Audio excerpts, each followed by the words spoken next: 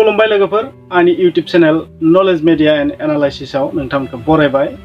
नोंथांमोन आं दिनै ULB थामहिनबा गोदानै दाजानाय बर'नि हाथियार लानाय बर'लेण्डनि बिग्रायारि हानजा ULB बेनि सोमोन्दै फंनैसो बुंनो होननानै फैदों। जानो हागौ बेवहाय माखासे गोरोन्थि जागोन। बेवहाय आं आंनि जेबो मतामत होआ नोंथांमोननो। जास्ट बिथांमोना ससियेल मिडियायाव फैनानै जा बाथ्रा बुंदोंमोन बेनि मोननैसो पॉइंटखौ आं नोंथांमोननो रिपिखां होनो नाजागोन। आरो बेवहाय आंहा मा बुंनो गोनां थानो, जों साधारन सुबुं नङा होमबा।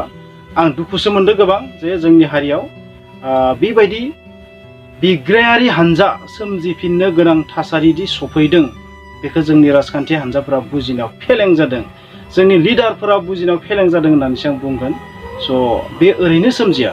बिथांमोना ससियेल मिडियायाव फैनानै जा बाथ्रा बुंदोंमोन बेनि मोननैसो पॉइंटखौ आंनि बादि रिपिखां होनो नाजागोन। जानो हागौ बेवहाय माखासे गोरोन्थिबो जानो हागौ। गोरोन्थि जायोब्ला निमाहा होबानो जाबाय। बिथांमोना जाबायदि बुंदो बेखौसो आं बुंनो नाजागोन।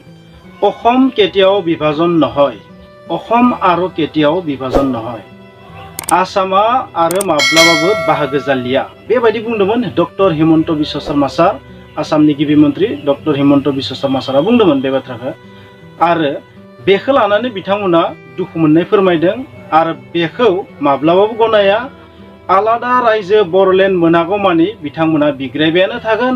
थामहिनबा डिभाइड आसाम 50-50 जि दाबिमोन बर'फोरनि, बेयावनो बिथांमोना अटल जानानै दं।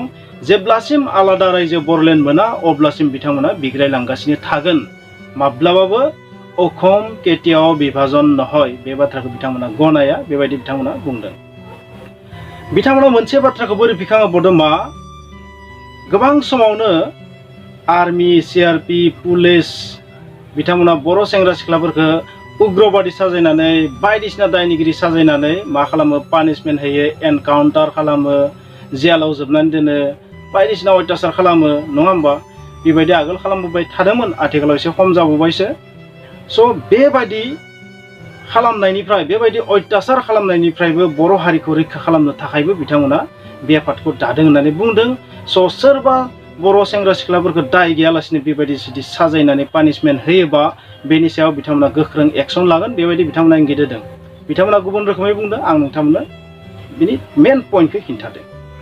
थारैनो नोंथांमोना हमनो हादों। बिथांमोना आरोबाव मोनसे बाथ्राखौ रोखा खालामनानै होदों मा, बिथांमोना जेबो राजखान्थिजों लोब्बा गैया, जेबो राजखान्थि हानजाजों लोब्बा गैया।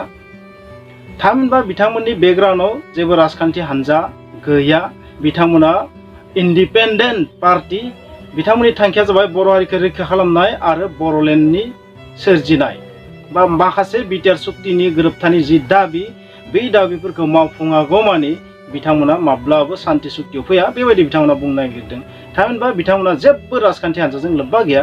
आरो बिथांमोना राजखान्थि हानजाफोरखौ लोगोसे माखासे लिडार बिथांमोनखौ थांखिनानै बुंखादों जे ULBखौ लानानै राजखान्थि दा गेले।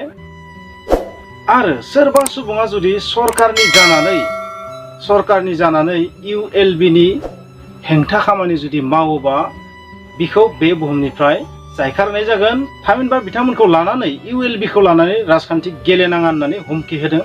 गोबां समाव राजखान्थि लिडारफ्रा मा खालामो, बिग्रायारि हानजाफोरखौ लानानै, हाथियार लानाय बिग्रायारि हानजाफोरखौ लानानै मा खालामो, पलिटिक्स गेलेयो, राजखान्थि गेलेयो, बायदिसिना प्रेसार होयो नङा होमबा। स' बेनिफ्राय गोजानाव थानो थाखाय खावलायदों बिथांमोना। आरो जायफोर सुबुङा, बर'आनो जा गुबुन हारियानो जा, सरकारनि एजेन्ट जानानै बेबायदि ULBनि हेंथा खामानि मावो, बिथांखौ बे बुहुमनिफ्राय आनज्रायहोनाय जागोन। देट मिन्स डाइरेक्ट वार्निं बेयो नङा होमबा। बिटिआर गोरोबथायाव थानाय बादि दफाफोरखौ, सुक्तिफोरखौ मावफुंनो थाखाय बिथांमोना रिकुवेस्ट खालामदो आसाम सरकारखौबो, लोगोसे भारत सरकारखौबो होननांसिगोन, लोगोसे बिटिआरआव थानाय सरकारखौबो होनदों बिथांमोना जे बिटिआर सुक्तियाव थानाय बादि, बिटिआर गोरोबथायाव थानाय बायदि डिआर नाब्ला सारनि रिलिज, माखासे NDP बिथांमोननि रिलिज आरो बेबायदिनो माखासे जि दाबिफोर दंमोन बेफोर जेरै हायो सल्भ जानांगौ, बेखौ बिथांमोना रिकुवेस्ट खालामदों। अति खनखालि सल्भ हबलागे बेबायदि बिथांमोना बुंदों। जोबोद थाबैनो जेन जेंनाफोरा मावफुंजानांगौ। आरो बेबायदि मावफुंजायाबा बिथांमोना अक्ट'बरसिमल'सो नेगोन, बा अक्ट'बरनिफ्राय बिथांमोना मा खालामगोन, बम ब्लास्ट खालामगोन BTCनि मोनब्रै डिस्ट्रिक्टआवबो, बेबायदि बिथांमोना वार्निं होदों। जिमान हायो थाबनो गासैबो NDPनि समस्या जोबनांगौ, बेखायनो बिथांमोना बुंनो नागिरदों नङा होमबा। बिथांमोना मोनसे बाथ्रा बुंदों मा बिटिसिखौ गादबफिननो नागिरदों बा गादबफिनदों डिसि पावारखौबो लानानै थांफिनबाय आरोबाव बर' सेंग्रा सिख्लाफोरा साकरि मोननायाव एमप्लयमेन्ट मोननायाव माखासे जेंना नुजाथिदों बेबायदि बिथांमोना बुंदों। स' बेनि थाखायबो बिथांमोना गोबां दुखु मोनदों होनना बुंदों आरो बिथांमोना मोनसे बाथ्रा फोरमायबावदों मा बिटिसिआव जि गामि दाजाबनाय बेवहायथ' सरकारखौ बरायगोन नाथाय बिटिसिनिफ्राय गामि दानख'नाय बेखौ बिथांमोना माब्लाबाबो एक्सेप्ट खालामा बेखौ बिथांमोना माब्लाबाबो जानो होआ आरो बेबायदि जुदि गामि दानख'यो बिथांमोना गोख्रों एक्सन लागोन बेबायदि बिथांमोना वार्निं होदों बा हुमखि होदों बा बिथांमोननि बुंनायनि इंगितआ हुमखि होनाय बादि जाहैदों। आरो बिटिआर गोरोबथाबादि जुदि मावफुङाब्ला सरकाराव थानाय बिथांमोनखौ आउट खालामगोन बिटिआरनिफ्राय आउट खालामगोन ना सरकारनिफ्राय आउट खालामगोन बे बाथ्राखौ थिग आं हमना मोनाखै। ओरैबायदि बुजिनांगोन जों जे बिथांमोनखौ सरकारनिफ्राय होख्लायगोन होखारगोन राजखान्थि भाबैनो जा बा जायखिजाया प्रसेसैनो जा माबायदि होख्लायगोन बेखौ जों समजोंसो मिथिगोन।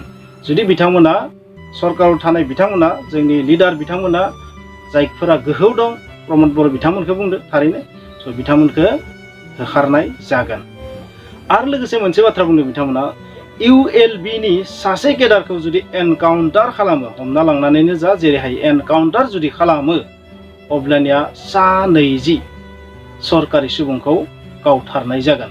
माने ओरै बुजिनांगोन एজন ULB কেডাৰৰ বিনিময়ত 20 জন চৰকাৰী মানুহ গুলিয়াই হত্যা কৰা হ'ব।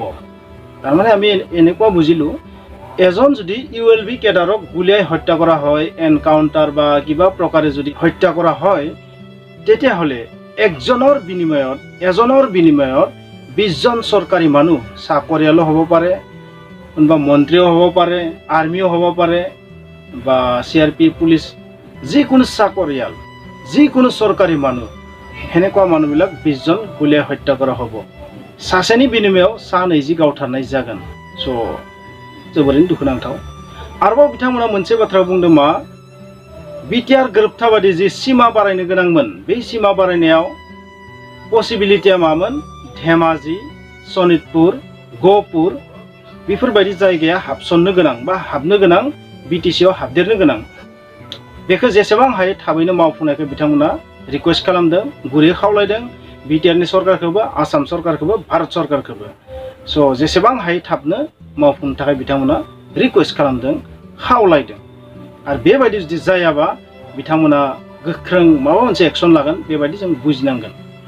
स' बिथांमोना माखासे बाथ्राखौ बुंदोंमोन नाथाय बिथांमोना बुंनाय बायदि आं नोंथांमोनाव पइन्टखौ होजोबनो हायाखिसै आरो बिथांमोना जाबायदि बुंदोंमोन बेबायदिबो आंनि बुंनाया जायाखिसै। माने मेन पइन्टआ बेनो आलादा रायजो बर'लेण्ड जिहेतु बर'फोरनि थार्ड एकर्ड बिटिआर एग्रिमेन्ट बेयाव जि दफा माखासेयाव जा लिरनाय दं बेफोर खामानिया जोबोर थाबैनो सल्भ जानांगौ बेनो बिथांमोननि दाबि।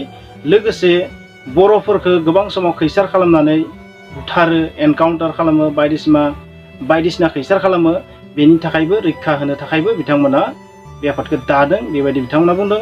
आरो मोनसे बाथ्रा रोखा खालामदों बिथांमोना जेब्लासिम आलादा रायजो बर'लेण्ड मोना अब्लासिम बिथांमोना हाग्रानिफ्राय फैया बेबायदि बुंदों। स' जियानो जाया मानो बेवहाय जों दुखुनांथाव बाथ्राया बेनो आरो बर'फोरा मोनसे गोजोन थासारि बायदि नुहुरदोंमोन नाथाय जोंनि सिङाव इन्टारनेलि जों गोजोन गैया बेखौनो प्रुभ होबाय। जोंनि राजखान्थि लिडारफ्रा बुंबाय थायोमोन मा गोजोन फैबाय नाथाय दिनै जों मा नुखो साननैसो सिगां NLFB नुबाय आरो जों दा मा नुखो ULB। स' दिनैनि तारिखाव जुदि राजखान्थि लिडारफोरा जुदि बुङोबा सानैसो बुजि रोङै अख्रा बा सानैसो राजखान्थि लिडारफोरनि थुखांनायाव बेबायदि ULB-नि जोनोम जादों होनबाबो जेबो मिनिं गैला। मानो होनोबा जा जानांगौ जालांबाय आरो जानो नाङिया दिनै जाबाय। स' नोंथांमोना दिनै जुदि सोरखौबा दाय होनानै खारग'नो नागिरबा हारिनि नोजोराव नोंथांमोना गोरोन्थि मावनाय जागोन।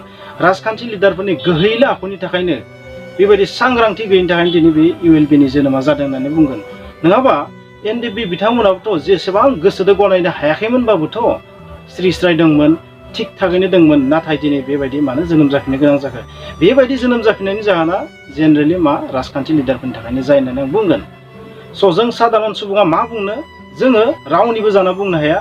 जों ना सरकारनि जाना बुंनो हायो ना जोङो ULB-नि जाना बुंनो हायो। जों सोरनि जाना बुंनो हायो बर' हारिनि जाना बुंनो हायो। स' बर' हारिनि जानानै आं बुंबाय मा राजखान्थि लिडारफोरनि गोरोन्थिनि थाखाय माखासे बर' लिडारफोरनि गोरोन्थिनि थाखाय दिनै बेबायदि मोनसे न' मोनसे बिग्रायारि हानजा जोनोम जाबाय थानो गोनां जादों। जाय खामानिया जोबोर थाबैनो जानांगौमोन बे खामानिया सल्भ जायाबाथ' बेबायदि जाखागोन। थारैनो बिथांमोना मिथिखागौ बे बाथ्राखौ आरो मिथिनानैबो बिथांमोना गुरुत्व होआखै। आरो जोंनि आसाम सरकाराबो सबसे गिदिर दायनिगिरि बेवहाय। आसाम सरकारा सबसे गिदिर दायनिगिरि। অসম চৰকাৰে सबसे ডাঙৰ ভুলটো কৰিছে বুলি মই ভাবোঁ। অসম চৰকাৰে যদি আজিৰ তাৰিখত যদি বড়োৰ যিটো সমস্যা এইটো সলভ হোৱা বুলি যদি ভাবে এইটো ভুল ধাৰণা। অসম চৰকাৰৰ যিখিনি মন্ত্ৰী আছে MLA আছে যিবিলাক আছে আমাৰ মাননীয় চিফ মিনিষ্টাৰ তেওঁলোকক মই এটা কথা কওঁ, তেওঁলোকে যদি ভাবিছে যে বড়ো সমস্যা সমাধান হৈছে, আচলতে বড়ো সমস্যা সমাধান হোৱা নাই। মানে ওপৰে দেখাত সমাধান যেন লাগিছে, কিন্তু আমাৰ আত্মাত কি আছে, বড়োসকলৰ আত্মাত কি আছে, বড়োসকলৰ আত্মাত কি আছে, বিটিআৰ এগ্ৰিমেণ্টত যিবিলাক দাবী আছিল, যিবিলাক দফা আছে, সেই দাবীবিলাক সেই দফাবিলাক অতি সোনকালে সলভ হ'ব লাগিছিলে। কিন্তু সেইবিলাক কিবা কিবি আইনৰ কিবা কিবি দেখায় মানে সেইবিলাক সব লেট কৰি আছে। মানে যিবিলাক বস্তু সোনকালে হ'ব লাগিছিলে সেইবিলাক সোনকালে শেষ হোৱা নাই, সমাধান হোৱা নাই। আৰু সমাধান নোহোৱাৰ ফলটো কি হ'ল আজি, তাৰ ফলটো কি হ'ল, বিনি फिथाया मा जाखो, दिनै हाथियार लानाय गोदान हानजानि जोनोम जाबाय। स' সেইটো বৰ দুখ লগা কথা। আমি কাৰ হৈ কথা ক'ম এতিয়া? যদি BTCত সঁচাকৈ যদি অক্টোবৰত বম ব্লাষ্ট হয় সেইটো ক্ষতি কাৰ হ'ব? আমাৰে হ'ব। নিশ্চয় বড়োসকলে বেছি মৰিব, তাত নিশ্চয় মৰিব। চুক্তিত যেনেকুৱা আছে যদি সেনেকৈ যদি সোনকালে সলভ নহয়, সমাধান নহয়, আমাৰ বড়োসকলৰ মাজত কেতিয়াও শান্তি নাহে। সেইটোৱে মই ক'লোঁ। जोबनायाव बेनो बाथ्राया, जोंनि बर'फोरनि गेजेराव जुदि शान्ति फैनो गोनांबा बै सुक्तिफोरा थारैनो मावफुंजानांगोन। बेखौनो जों बुजिनांसिगोन। दिनैनि थासारियाव रावखौबो गाज्रिबो होननो हाया, मोजांबो होननो हाया। मोनसे गेजेर थासारि बायदि जाहैबाय, नङा होमबा? स' जोबोद दुखुनांथाव, मा बुंगोन।